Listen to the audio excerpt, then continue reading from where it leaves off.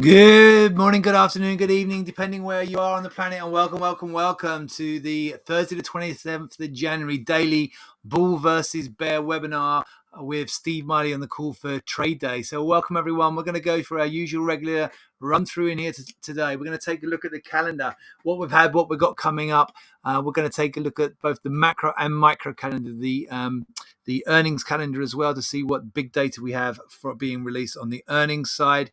We'll also take a look at some of the major articles from on the macro fundamentals side, geopolitical side, what's impacting markets right here, right now. We'll talk through that, and then we'll take a look at how it's impacting onto the charts. So let's kick off with the daily calendar. Well, actually, let's take off with the daily calendar. Let's look ahead first. So GDP data out of the US today. Now, even though GDP is a huge number, it's very backward looking. So the market rarely really reacts significantly to GDP. So it is a really important number for the overall economy. It's important for economists. Is it important for us as traders? If it's massively out of line, yes, this is a preliminary number. You see a little P there for the quarter-on-quarter data that we have for the last quarter for Q4 2021, looking at 5.5%. Quarter-on-quarter growth. So, we're going to watch it. Clearly, it's an important piece of data. We've got that coming up in just under 1 hour. We are keeping an eye on that. However, take it with a pinch of salt whether it's actually going to have a significant impact on trading today. Durable goods, if anything, probably more important. The core durable goods data are expected to come in at 0.4%. We're certainly watching that. That's the month-on-month data for December. So we've got both those pieces of data coming up in just under 1 hour. So that's at 7:30 Central, 8:30 Eastern Time US, and so that's 1:30 p.m. London UK GMT, and then 2:30 Central European Time. Let's move on from there. So that's what we've got coming up today on the micro side. Let's have a look on the macro side. Let's have a look at the micro side. I'm just going to click into the filters in here, and we're going to just look at the big data in here, which is at the top anyway. It's the data we've got at the top on the US because it's ordered in here by market capitalization. So we have Apple coming up, obviously a real biggie. That's after the close today, and Visa, also MasterCard. I think that's after it doesn't show it in here, but I think that's after the close as well. But Apple is really the big standout today. We're going to be keeping an eye on that. We've already had some data in here already. I don't know if that applied, but we've already had McDonald's, miss on McDonald's in here today. Comcast already beat expectations. These are not going to really impact significantly into the major indices. Apple's the one we're going to be keeping an eye on. Could have a big impact on the NASDAQ and the S&P and into the Dow. So I'm certainly going to be keeping an eye on Apple. That's after the bell, after the market closes today. So later today, that's the big one to be keeping our eyes on. Now let's rewind and go and talk about what we saw yesterday. All eyes were on the Fed. We knew that before yesterday. We spoke about that yesterday. The last 2 weeks' activity has all been about the Fed, the sell-off that we've seen in stock indices, as the market has become more concerned from the last set of minutes that were released earlier in January from the last Fed meeting back in December, indicating potentially a more hawkish Fed, and also from comments made by Jerome Powell and various Fed speakers. We've started to price in a more hawkish Fed, more aggressive interest rate hikes through 2022. And that's certainly delivered yesterday. Initial market, equity markets reacted positively from the statement. However, when we went and got comments, and we had the press conference and comments from Powell, where he, not only endorsed an interest rate hike, but also made it clear that policymakers was actors needed to call the hottest inflation in 40 years. Okay, the tone was probably from the initial statement. The tone was kind of as the market expected, and the market took that as a risk-on signal initially. However, once Powell spoke, the market certainly then took it as more as a risk-off move in here. And we saw in here, they got the chart up here. So I'll just expand the chart.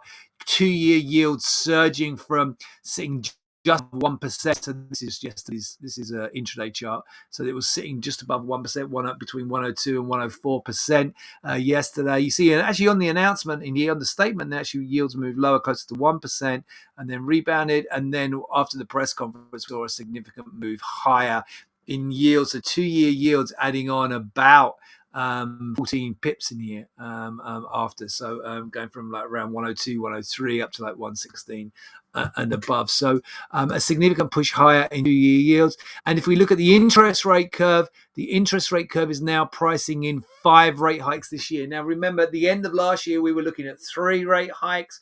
When we had the release of the minutes back earlier in January, it moved closer to the market pricing in, looking for 4 rate hikes, and the major investment bank strategy departments, pushed towards more looking at 4 rate hikes. Now the market pricing in 5 rate hikes. So we are definitely now pricing Rakosh on the more hawkish side. And then obviously that saw stock indices react negatively. We went into risk off mode.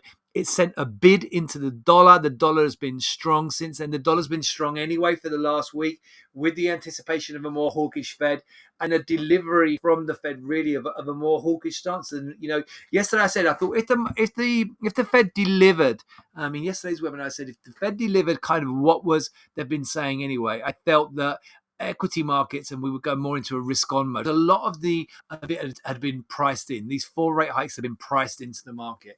And then initially they did deliver that, and equity markets rallied, and we certainly saw a strengthening there. And there wasn't a huge move. If anything, the dollar slightly, very, very slightly, I must admit, only slightly weakened.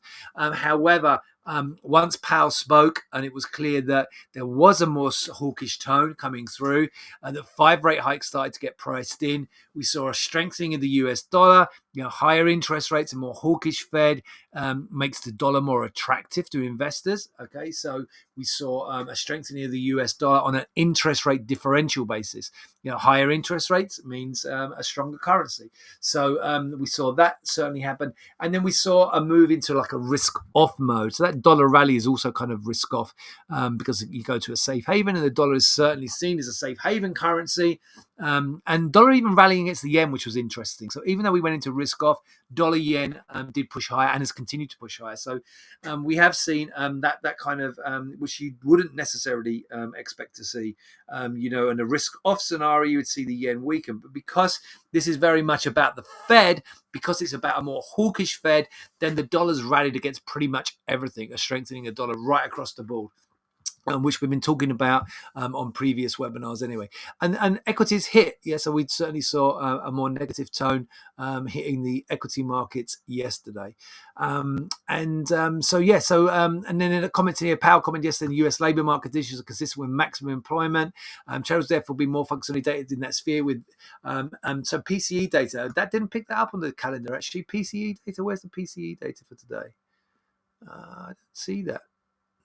PCE data. No, it's not on here. So they're saying PCE data today. You have to go back and double check that. Let me actually have another look on the. I'll look at another calendar that I use at the FX Street calendar, just to double check on that one.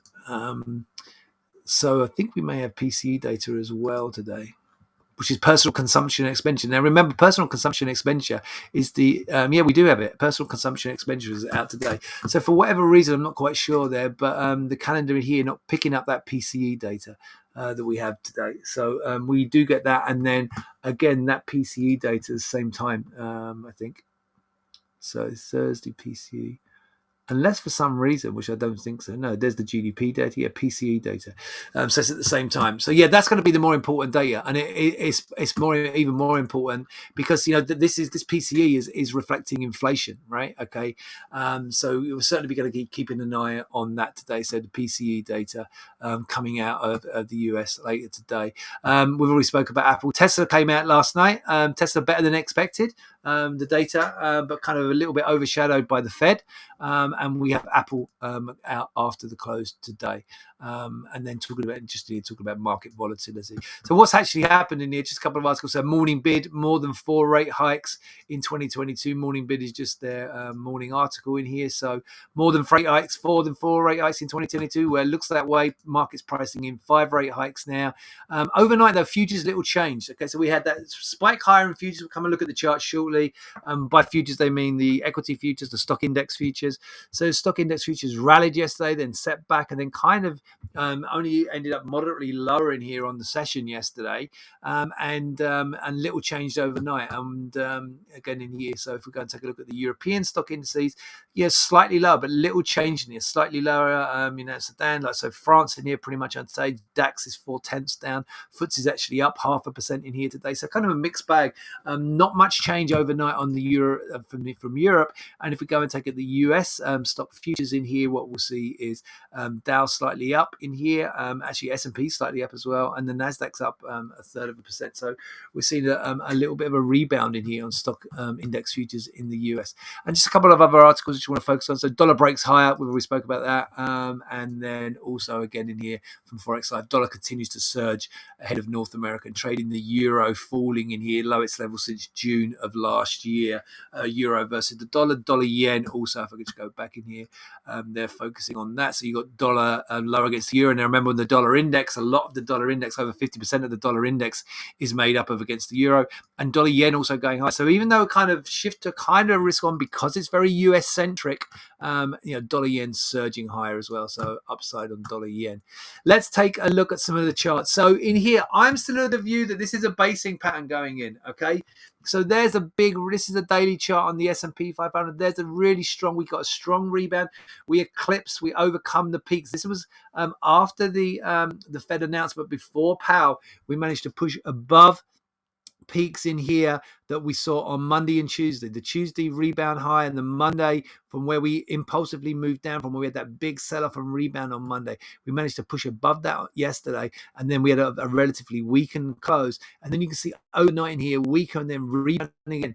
We've got a succession of lower lows going in here. This feels like a base building. The market's not extending lower.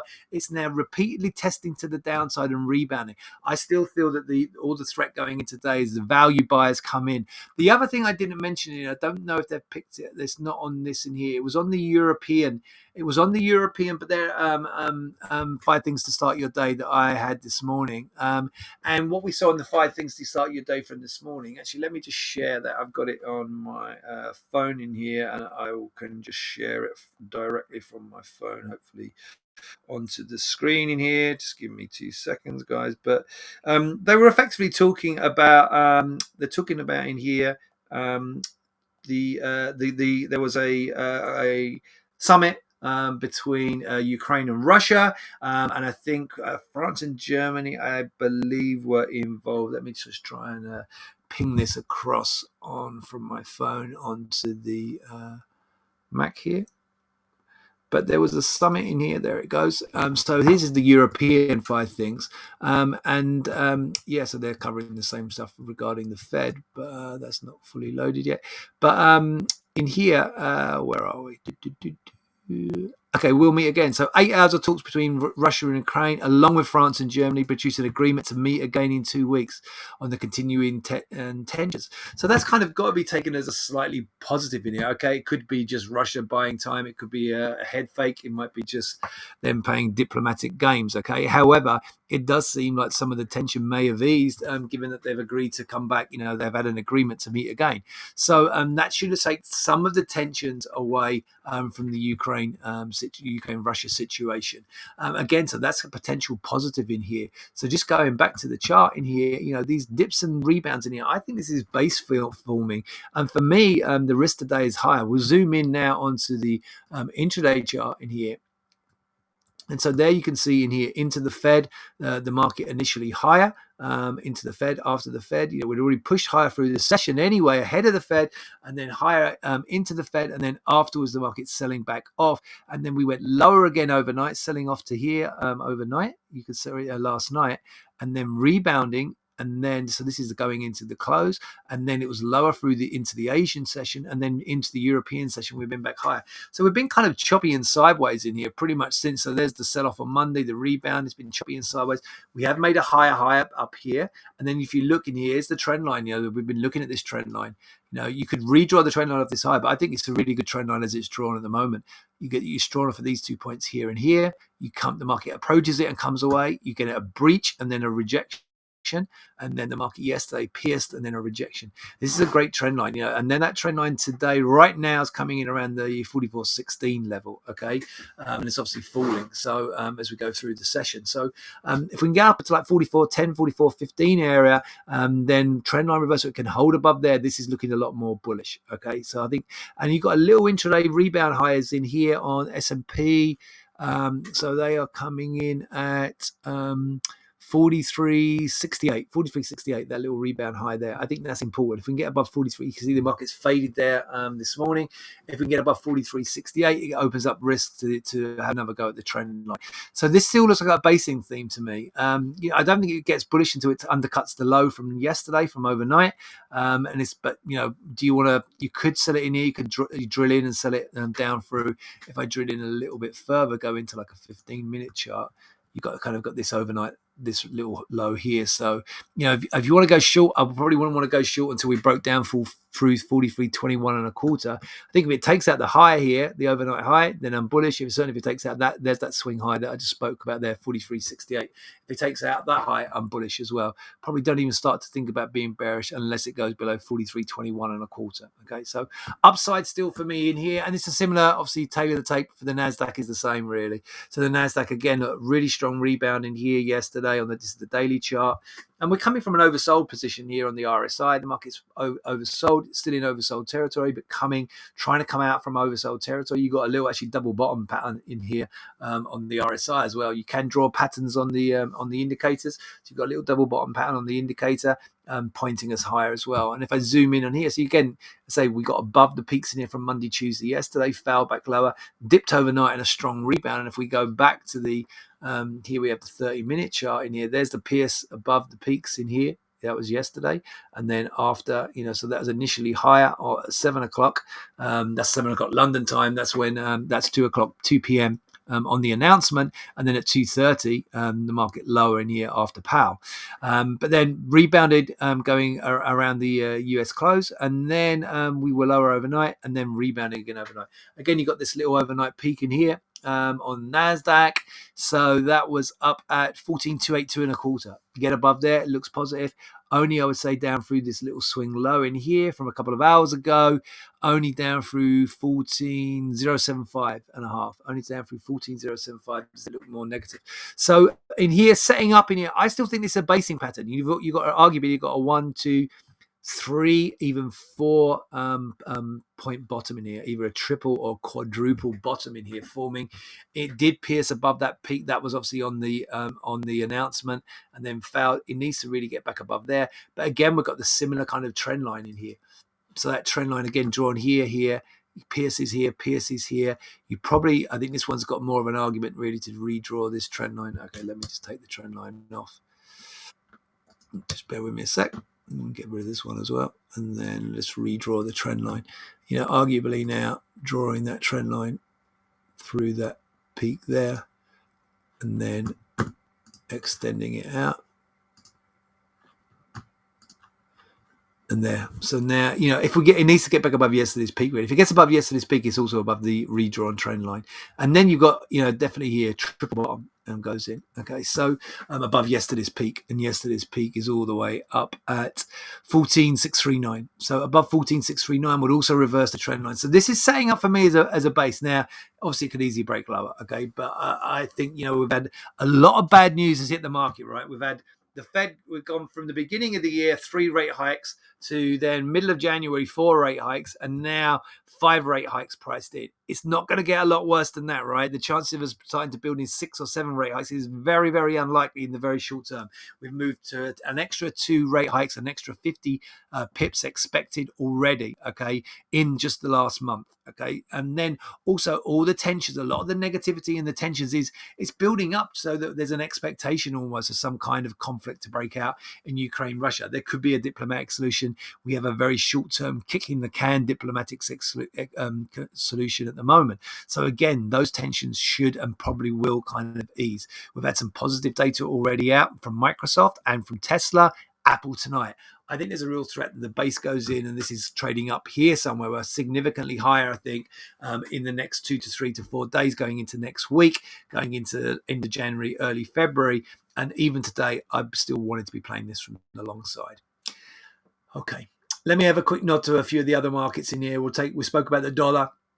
Dollar's still super strong. Look, boom higher. Marabou's candlestick higher in here for the dollar index yesterday, and then boom going higher again in here today, at multi-month highs in here on the US dollar index. Difficult to advocate buying it today, given the move we've seen in the last 2 sessions. Okay, but nevertheless, wouldn't want to sell this one either. I think it's a tricky trade today because you wouldn't want to sell it. Obviously, oil reacted positively to the risk-on move. So, having had this kind of potential topping pattern in here, we spoke previously about having reversed the trend line. So, it did flirt and reverse this uptrend line here. Reverse down through that trend line, but it was like a hesitant reversal, and then the market's back above that old trend line now, and making new highs, and then a dip and a rebound overnight, and now back to new highs. This one I think you can play from the long side. We've gone back into overbought territory back here down here on the RSI. We're not ridiculously overbought. We've been more overbought back here and here, so we've been more overbought at this point here and at the high. So there's real risk that this can go higher on oil. So certainly playing that from the long side. And gold put a top in. Although we've been bullish in here, gold put a topping pattern in. Significant sell-off, impulsive sell-off in here yesterday. Little topping pattern down through these lows. Also took out this impulsive low, and now just nudging. I think we've nudged below this low here. So here, the low on this swing low from the 18th of January is 1804.7. The low here, 18. Oh no, we're not quite there. It's 1806.6. So if we take out this low, that's probably your trigger next. If we break down through 1804.7, I'd probably advocate a short there. We're obviously a notable sell-off today, but it could easily do a lot more. It could easily double the sell-off that we're seeing already today. So if we break down through that low, 1804.7, easily see this down closer to, maybe not all the way down to this low, but certainly down towards like 1790, 1785 kind of area going into the balance of today. So certainly playing gold now from the short side. Okay, I'm going to wrap it up there. I'm going to wish you, as ever, all a great trading day. Stay safe out there, and I'll be back with you with another bull versus bear market to wrap up the week on Friday, the 28th of January. Till then, take care. Stay safe. Bye.